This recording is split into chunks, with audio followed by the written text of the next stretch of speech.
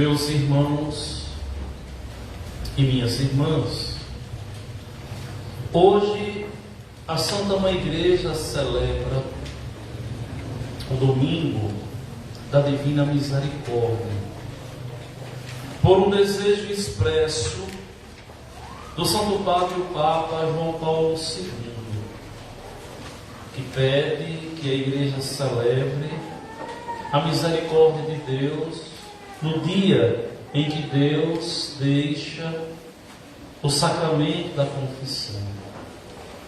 Só que vejam bem, a misericórdia de Deus é um dom.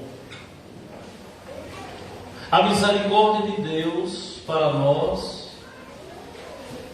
é uma obra grandiosíssima do seu amor. Sem a misericórdia de Deus, o homem seria fadado ao inferno. Sem a misericórdia de Deus, o homem se perderia. Seria jogado à sorte no mundo. E porque Deus é misericordioso, o homem se salva. Porque Deus é misericordioso, o homem é livre. Porque Deus é misericordioso, o homem se condena. Aí alguém pode dizer assim: Padre, mas como é que Deus é misericordioso, e porque Ele é misericordioso e as pessoas se condenam? Porque Deus, deixando livre as pessoas, elas escolhem o caminho que elas querem trilhar. Porque Deus não vai obrigar, vai propor.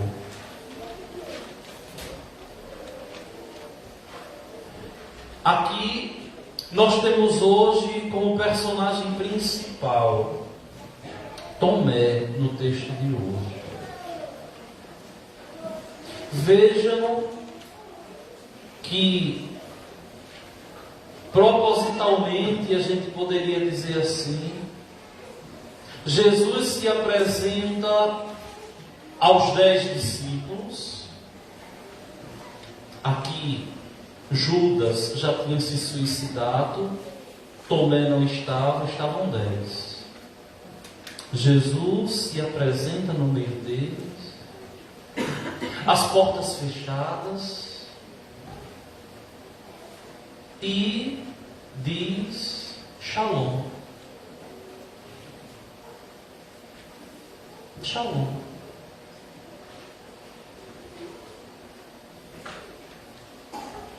Na nossa cabeça pode ser que essa palavra ela tenha um significado muito especial, diferente, mas para os judeus, Shalom era uma saudação comum. Shalom. E os apóstolos ali ficaram irradiados de alegria por verem o Senhor. E mais uma vez Jesus diz: a paz esteja convosco.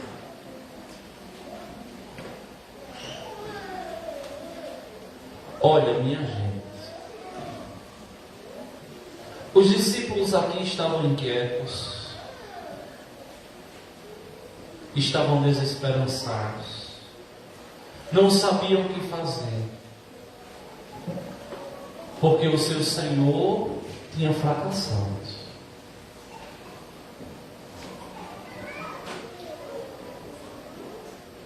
E agora ele aparece de pé, radiante, glorioso. E os discípulos se alegraram por verem o Senhor. Eu quero desenvolver um pouquinho a minha prédica nessa palavra aqui. a alegria de verem o Senhor. A alegria que eles ficaram de contemplar o Senhor. A alegria deles verem o Senhor ressuscitado.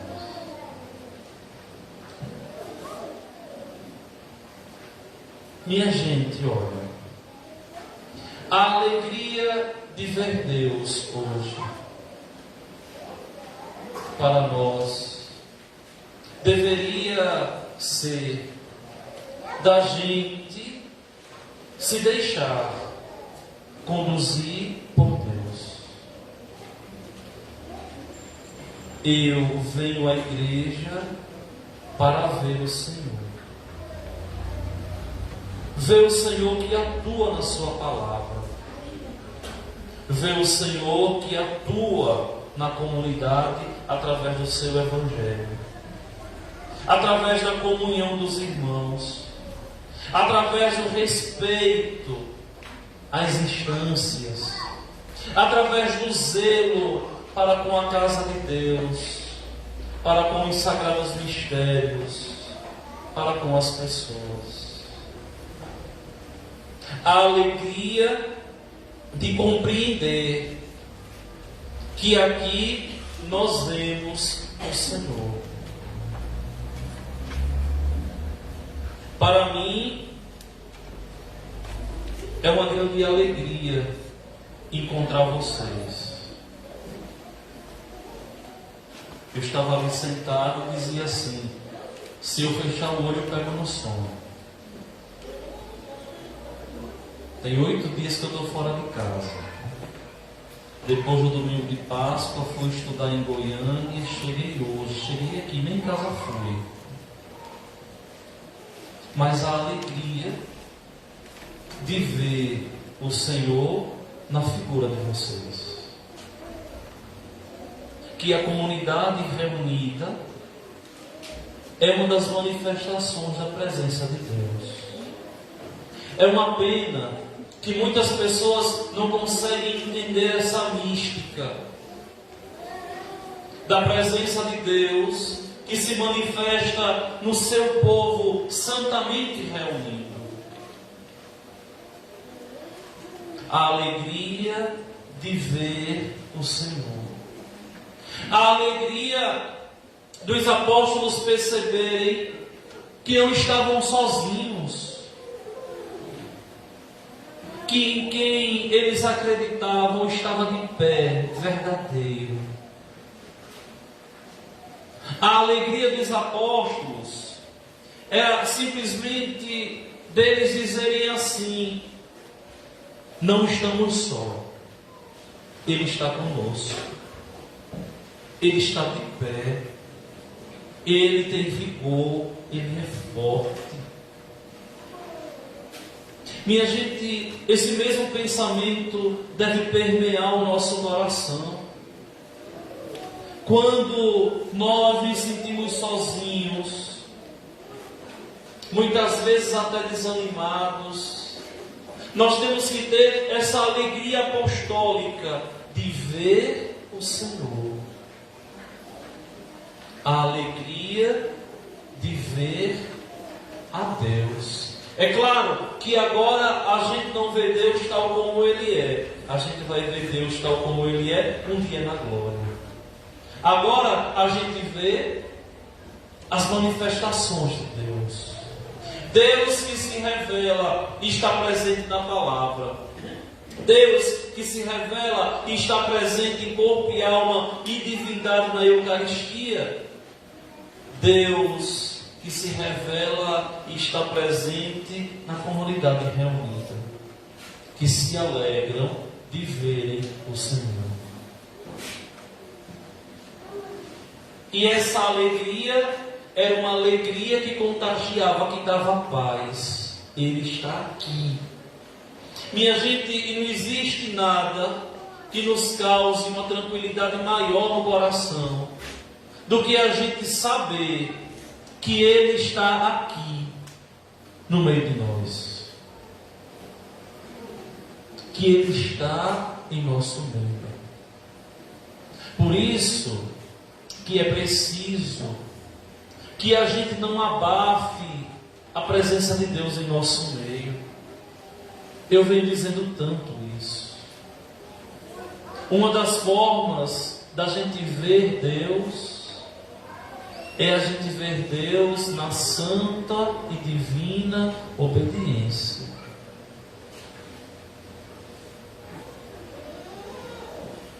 No compromisso, na responsabilidade, no respeito às pessoas. A alegria de ver que era Ele que ia conduzir. A alegria de ver que nós não conduzimos, que nós somos conduzidos.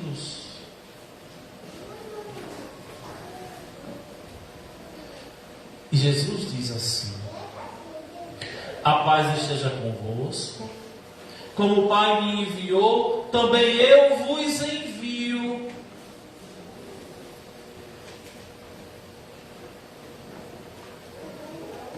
O que é isso aqui? Muitas vezes a gente pensa que esse enviar de Jesus é um enviar missionário para distante, como eu, que venho lá das Alagoas, no rincão do Nordeste, para cá. Cristo me enviou.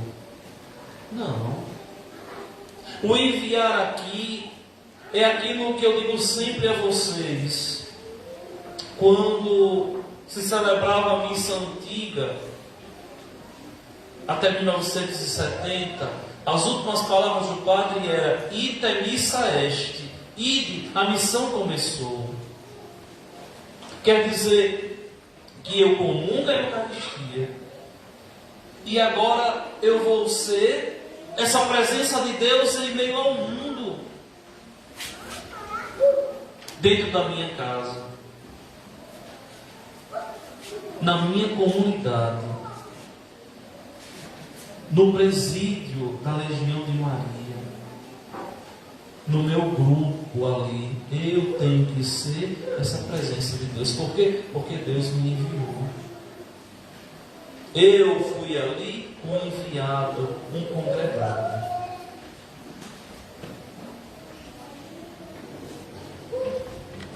Depois, Jesus, aqui, eu vou pular um pouquinho um trecho do Evangelho, depois eu vou voltar. Quando ele institui o sacramento da confissão. Depois, os discípulos, ali todos alegres, vimos o Senhor de pé, glorioso. Eu imagino a alegria deles. Só que um duvidou. Tomé duvidou que Jesus estava de pé.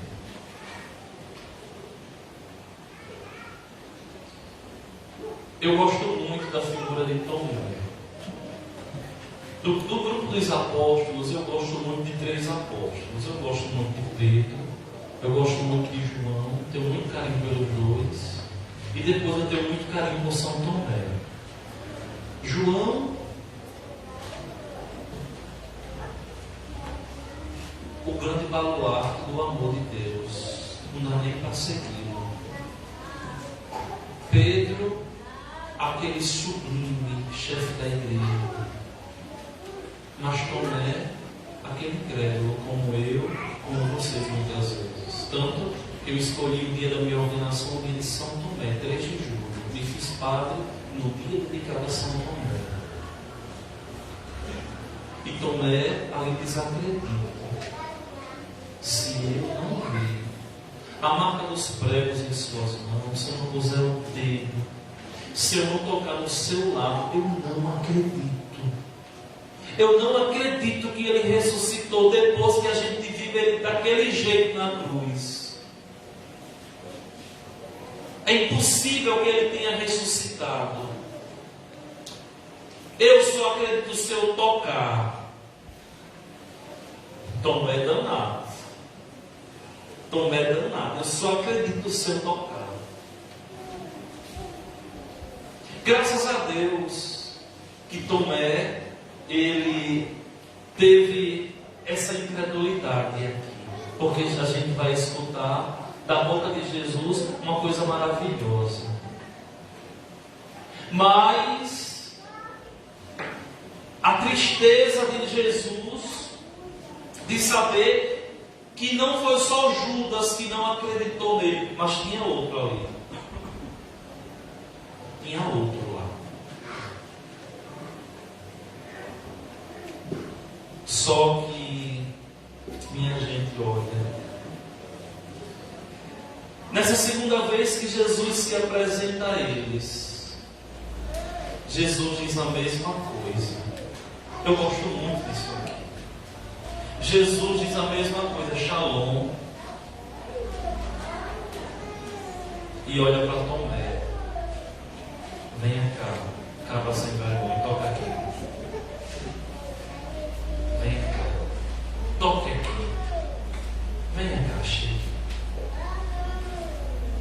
Quando a gente assiste desenho animado, quando a criança fica com medo, o cabelo fica todo arrepiado, né? No desenho animado, eu imagino que Tomé ficou assim, viu? Tremendo dos pés à cabeça. Né?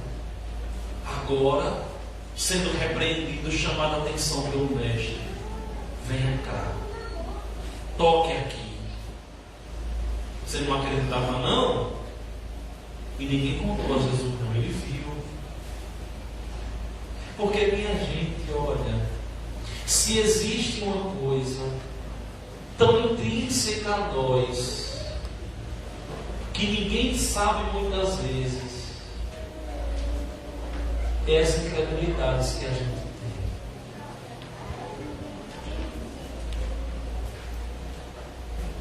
A gente não tem coragem de falar as nossas incredulidades, mas a gente roda tem uma incredulidade aqui e ali. Alguma coisa que a gente duvida, alguma coisa que a gente fica meio assim, alguma coisa aqui é o que a igreja diz, é o que o Evangelho diz, é o que a palavra de Deus diz, é o que Cristo diz, que a gente muitas vezes fica assim, ou faz ouvido de mercador, ou não dá o valor devido. Por exemplo, tem gente dentro da igreja que não acredita na confissão.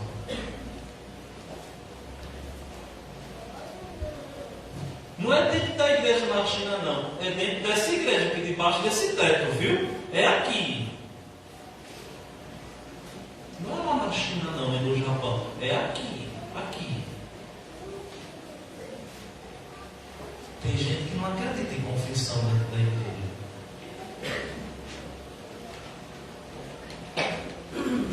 Estou dando um exemplo.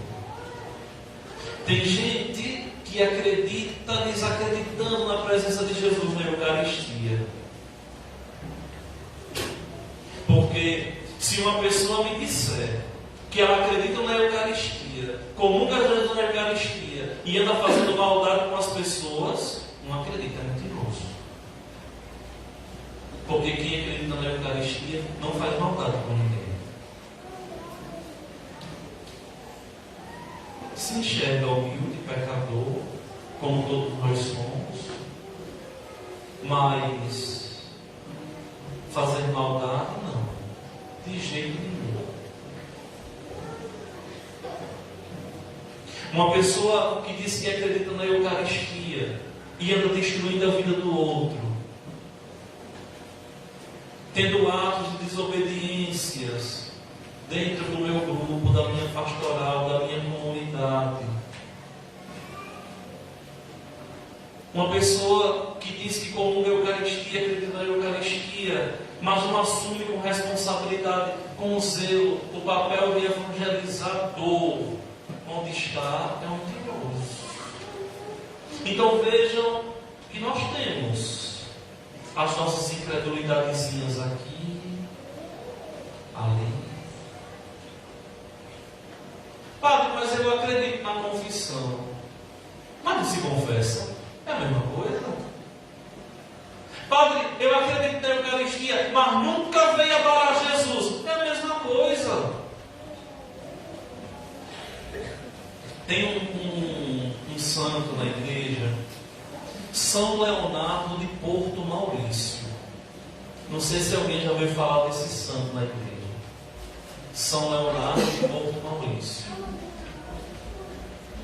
É um magrelinho, mas um homem de um amor à Eucaristia, de um amor louco à Eucaristia. E uma das frases mais famosas de São Leonardo é quando ele diz assim: se a Eucaristia que eu comungo não me transforma, eu estou precisando abrir espaço dentro de mim para a Eucaristia.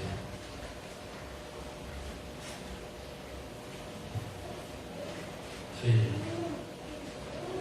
Se a Eucaristia que eu comungo não me transforma, eu preciso abrir espaço dentro de mim para a Eucaristia, porque não está encontrando espaço para mim caminhar.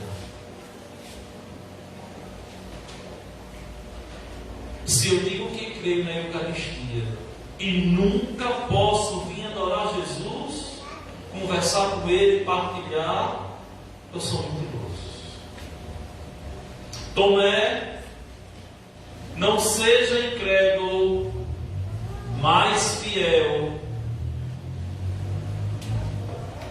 Não seja incrédulo, Tomé, mas seja fiel. Olha, minha gente, aqui tem uma coisa que infelizmente eu não tive tempo essa semana de desenvolver minha homilia nessa palavrinha aqui, porque Deus está me exigindo muito. Mas vejam que aqui Jesus diz assim, olha: Tomé, não seja incrédulo, mas fiel. Jesus não diz assim: Tomé, não seja incrédulo, mas tenha fé. Não é isso não que ele diz. Tenha fé. Ele diz: seja fiel. É a vivência da fé que me faz ter fé.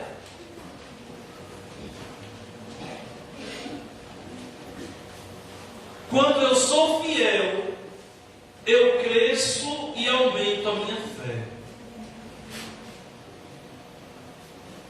Jesus não diz: não seja incrédulo, mas tenha fé. Não. Seja fiel. Fiel naquilo que você é, que você assumiu, que você se propõe. Vamos lá.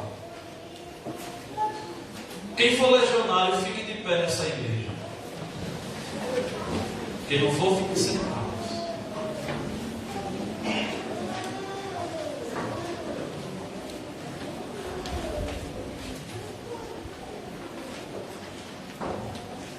Camila, Fernando e João Lucas, vem cá, vocês três. E você também. Você vai contar quantos legionários tem desse lado. Fernando conta desse lado. Você conta desse lado, Camila conta daquele lado. Não, não dá para ir não, daqui mesmo. Daqui dá para vocês contar. Daqui dá para contar. Enquanto eles contam, eu continuo a pregação. Vejam que vocês são chamados a serem fiéis. Contou? Quantos? 34? 34 com 26 dá quanto? 60. Quantos, João? 36? 96. Vai pedir a identidade do povo? Tem quantos?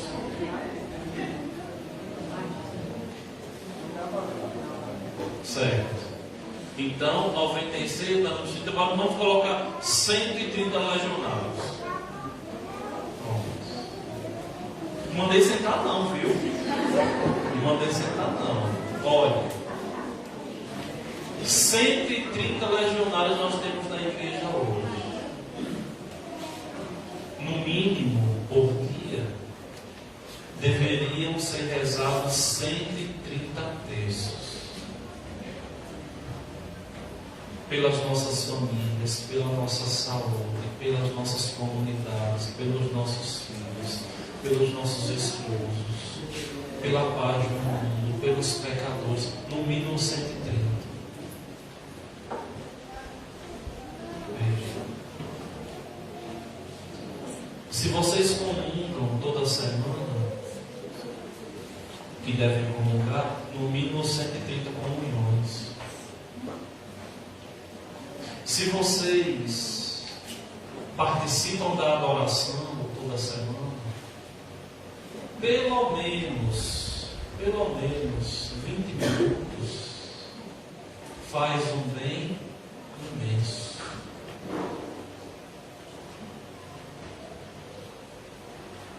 A nossa fé, ela cresce com a nossa fidelidade. Agora pode sentar, vocês estão mais cansados que eu. Agora vejam bem, minha gente. Vejam bem.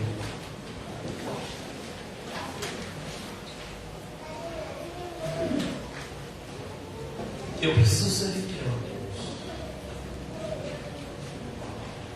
E naquilo que eu não consigo, eu preciso pedir a Deus. E naquilo que eu não entendo, eu preciso pedir a Deus. Eu já falei para vocês assim, quando eu estava no seminário, há quase 13 anos atrás,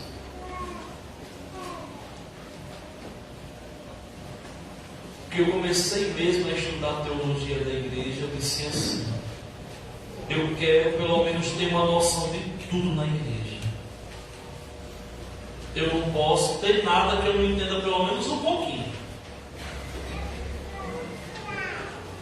E tinha umas coisas que me custavam. Eu não vou falar, mas tinha umas coisas que me custavam. E eu tive um santo diretor espiritual que ele me dizia assim: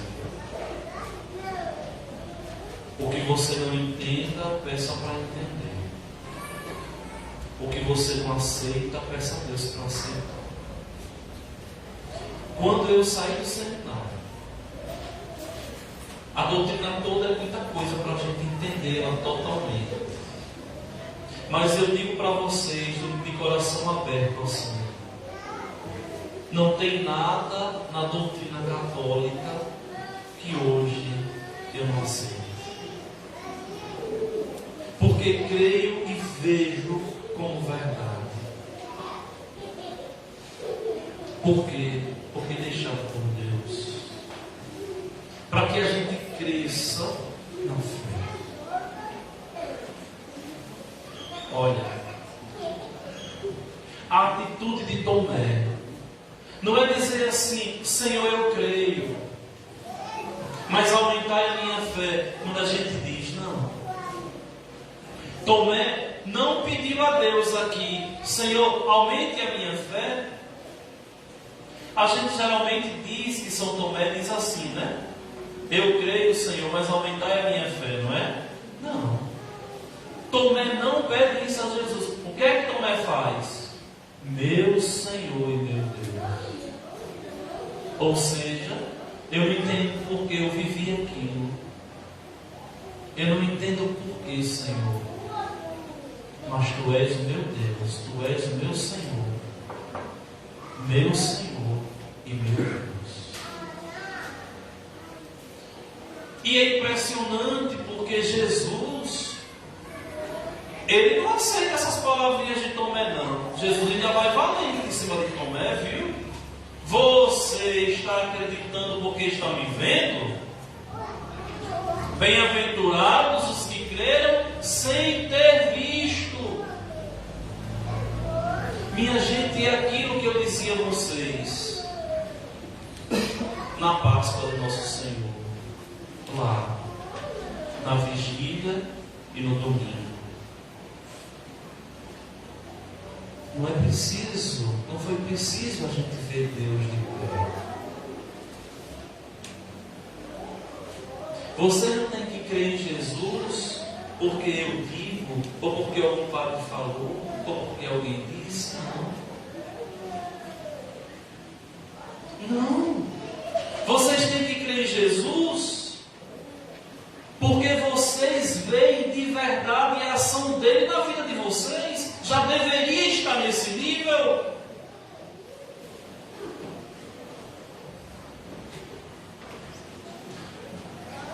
Hoje o meu voo foi cancelado voltando. Era para sair 5 horas da manhã, para chegar em Montes Claros de 7 horas, e esse voo vai chegar 2 horas da tarde. Foi cancelado, e na fila lá, e um monte de mulher valente reclamando, não sei o que, umas bem bravas, não sei o que. E quando começa a falar, começa a baixaria, né?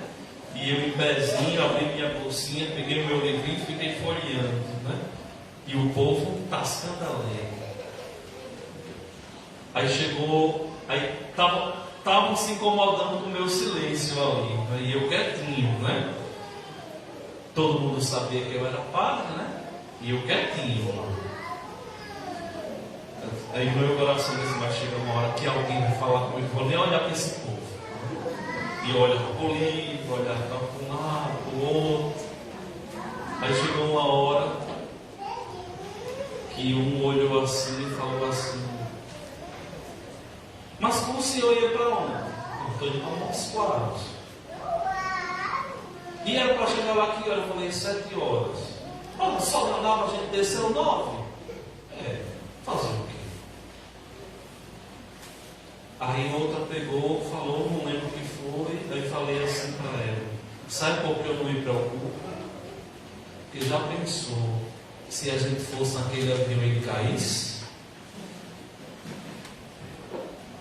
O povo silenciou. Silenciaram, eu fiquei quietinho. Eu digo, a gente não foi, porque Deus não quis que a gente fosse, eu vou ficar em paz. Ou seja, é preciso a gente ver a mão de Deus. No que é bom, no que é ruim. Estou cansado, mas estou em paz. Veja, vocês que vêm à igreja, vocês que vêm à missa, vocês que participam de um movimento de outro, não tem que estar mais sabendo de Deus porque alguém falou. Vocês têm que saber de Deus porque vocês sentem Deus na vida de vocês. E se não sentem, é porque estão rezando mal. E se não sentem, é porque não estão sendo fiéis. E se não sentem, é porque estão cheios de si e vazios de Deus, como o São Leonardo falou. Ou seja, está na hora da gente de verdade fazer uma experiência com o Senhor. Não porque nós vimos, mas hoje porque nós sentimos a presença dele nas nossas vidas. Olha, as palavras do texto santo do Evangelho de hoje, segundo João, são palavras tão bonitas porque João dá o próprio testemunho assim, olha, Jesus realizou muitos outros sinais diante dos discípulos, que não estão escritos neste livro. Mas estes foram escritos para que acrediteis que Jesus Cristo é o Filho de Deus, e para que, crendo, tenhais a vida em seu nome. A vida no nome de quem? De Jesus. Ou seja, a vida do eterno. Não é a vida eterna.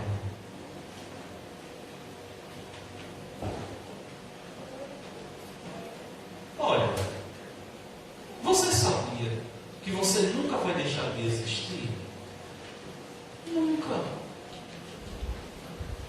Nunca vai existir um momento que você não vai existir mais. Nós somos feitos à imagem e semelhança de Deus. Nós viveremos para a eternidade. Uns viverão eternamente no inferno. Outros viverão eternamente no céu. E o nosso desejo é que a gente viva essa vida do eterno. Veja.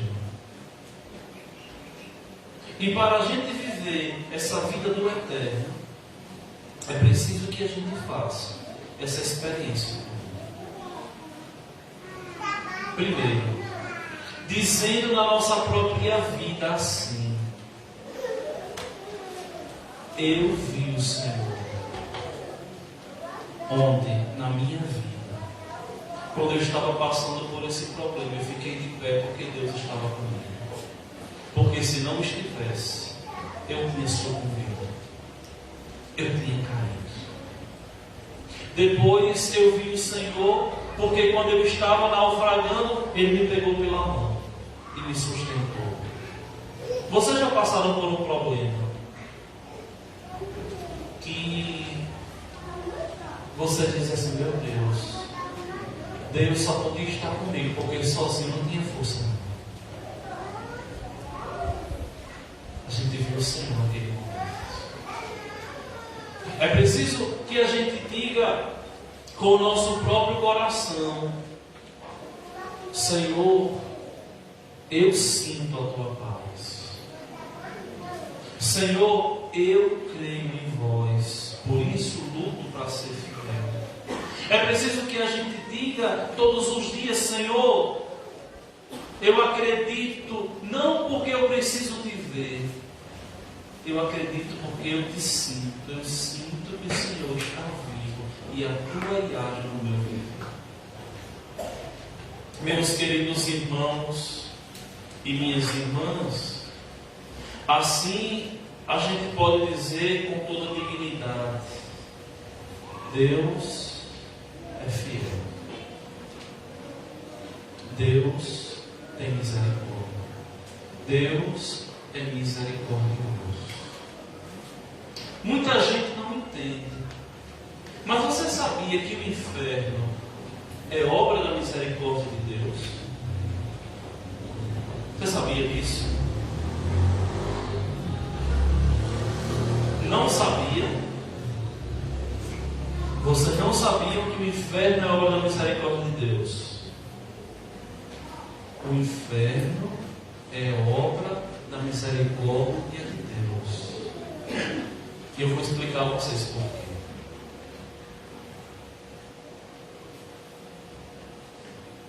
Não sabiam não também?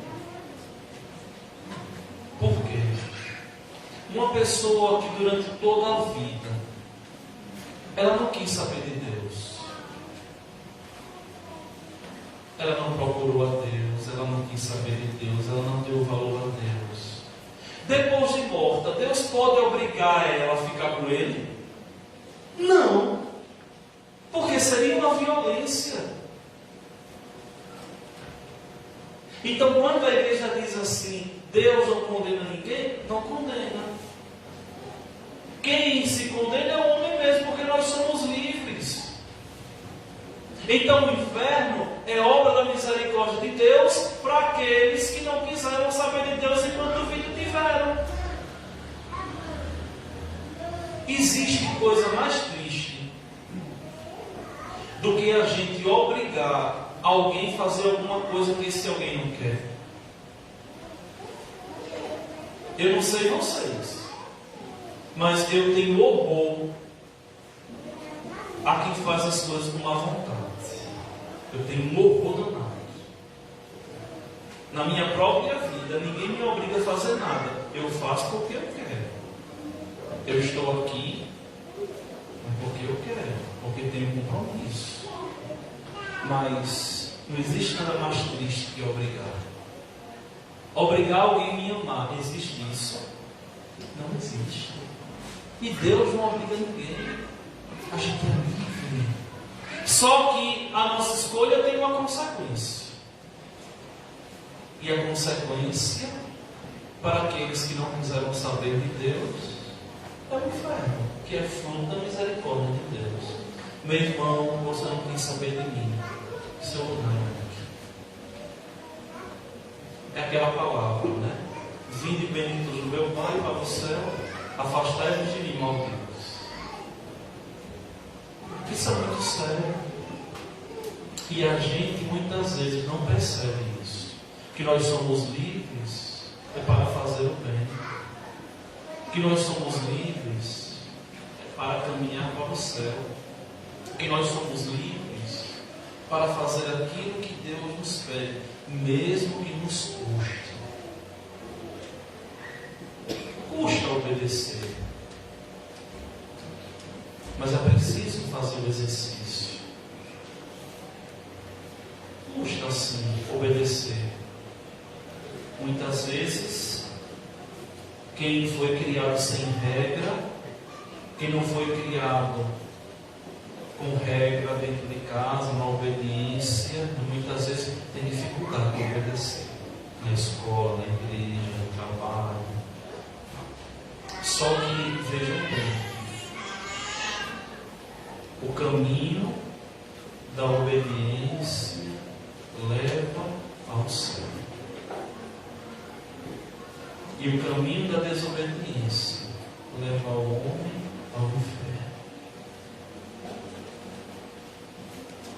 Obediência à palavra, obediência à Eucaristia, obediência à orientação da igreja, obediência à minha convicção, obediência, obediência, obediência. Por que o pecado entrou no mundo? Porque Eva e Adão foram desobedientes. Por que a graça voltou no mundo?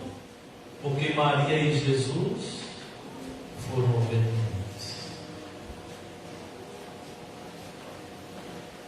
Eu dizia por esses dias, né, a uma pessoa assim: quem se guia, se perde. Quem se deixa guiar, se encontra, porque se acerta. Vamos ficar.